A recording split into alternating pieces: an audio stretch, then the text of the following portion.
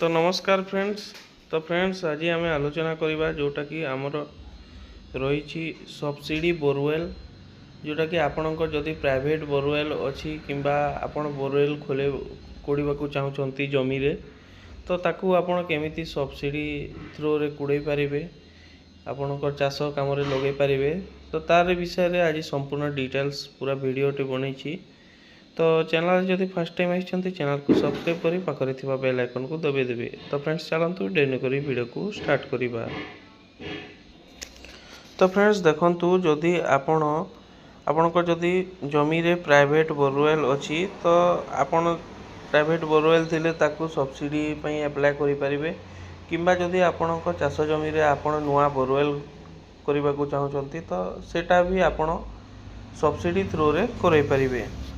तो जदि आपण देखंतु प्राइवेट बोरवेल करूछंती तो सेथिपई आपनको देखंतु 50,000 टंका पर्यंत आपनको सब्सिडी मिलिबो।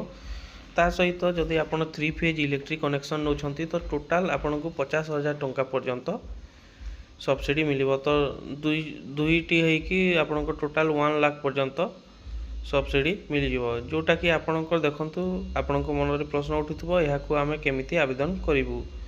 तो यह ऑनलाइन आवेदन हेबो ना ऑफलाइन आवेदन हो। तो देखंतु यह केवल आपणकर डॉक्यूमेंट बेसिस रे हेबो जोटा कि आपणकर ऑफलाइन थ्रू रे हेबो।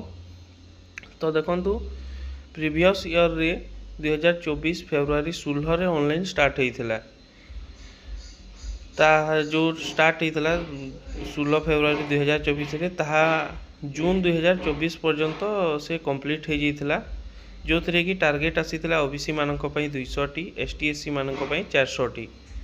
तापर पुणी थे आउथरे ऑनलाइन स्टार्ट हैला जोटा कि जून 2024 रे सेठिरे आपणकर ओबीसी मानक पई टार्गेट आसीथिला 300 एसटी एससी मानक पई टार्गेट आसीथिला 700 रु 800टी टार्गेट आसीथिला। तो देखंतु एटा होची फेब्रुआरी मंथ।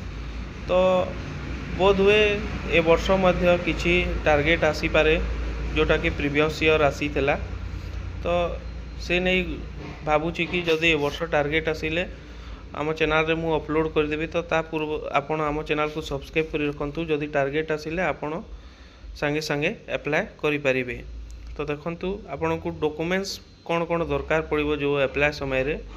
तो आपणकर गोटे फार्मर आईडी थिबा निहाती आवश्यक। ता सहित आपणकर आधार कार्ड रे मोबाइल नंबर थिबा आवश्यक। आपणकर जमी पट्टा थिबा आवश्यक। पासबुक जोटा कि लागिबो ता सहित आपणकर पासपोर्ट फोटो गोटे लागिबो।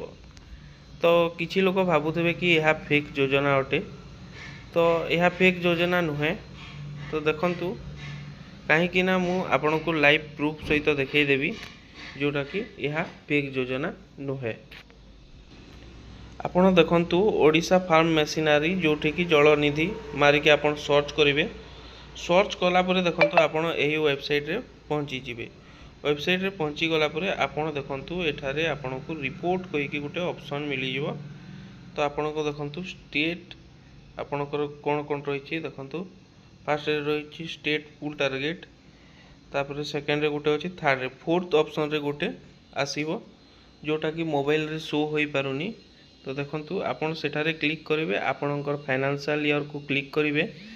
तापर आपण आपणकर डिस्ट्रिक्ट सिलेक्ट करेंगे जहाँ कि मोर नुआपड़ा डिस्ट्रिक्ट धरिनियंतु मु नुआपड़ा डिस्ट्रिक्ट को नौची। तो नुआपड़ा डिस्ट्रिक्ट नुआपड़ा ब्लॉक को मु नेली। तो से ब्लॉक रे आपण मोर सर्च कली। सर्च कला परे आपण देखि पारिबे कि केतेटा पेंडिंग अछि केतेटा कंप्लीट अछि। बहुत लोक मध्य हमर पैसा लेनी। तो जदि आपण एई बळी आपणको बोरवेल को सब्सिडी करैबा को चाहउचंती तो आपण एही भली माध्यम रे आपण आवेदन करि परिबे। तो चैनल को सब्सक्राइब करि रखि तांतु काहे कि ना नेक्स्ट जेते बेले टार्गेट आसीबो आमो चैनल रे सेते बेले अपडेट करै देबु। तो भाबुची वीडियोटी आपनक पई हेल्पफुल होइथबो। वीडियोटी भल लागिले वीडियो को उटे लाइक करिवे। चैनल रे फर्स्ट टाइम आसिले चैनल को सब्सक्राइब करि पाखरे थिबा बेल आइकन को दबे देबे।